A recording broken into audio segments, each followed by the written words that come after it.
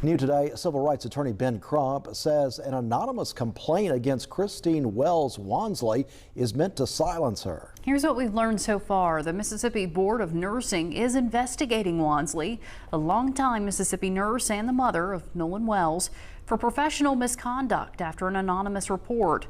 Nolan Wells is the 18-year-old from Ocean Springs found dead on Horde Island last month. Crump says Wonsley has never had a prior complaint and argues the case is intimidation as she pushes for answers about her son's death.